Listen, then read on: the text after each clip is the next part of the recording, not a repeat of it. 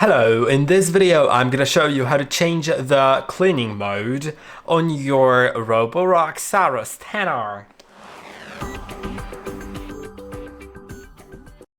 As you can see right here, I'm in the app, and you can change the cleaning mode by clicking on this button on the left of the start button. Now you can change it at the very top to set it to AI Smart Plan, which will automatically adjust the cleaning mode to what the robot suggests with AI. You can also set it to vacuum followed by mop, which means it will first vacuum the whole home, then it will start mopping afterwards.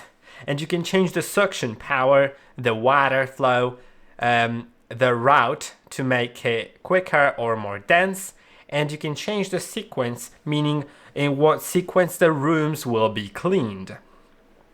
You can also set it to vacuum and mop, and it basically has all the same settings, but the cleaning count can be also changed now to once or twice. Twice will mean it will just do the whole task and redo it again exactly the same way.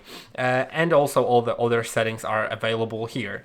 Now for mopping, it will not vacuum, it will only mop, and it does you can also change water flow, cleaning count, and route, and you can make it even denser to make it more precise. Then vacuum, as you can see, suction power, cleaning count, route, and customize, and you can actually edit the mode for each room to be absolutely different, which is great. And these settings, all of these settings can be changed no matter whether you're using the full house cleaning mode, the room cleaning mode, in which you can select which room to clean or not,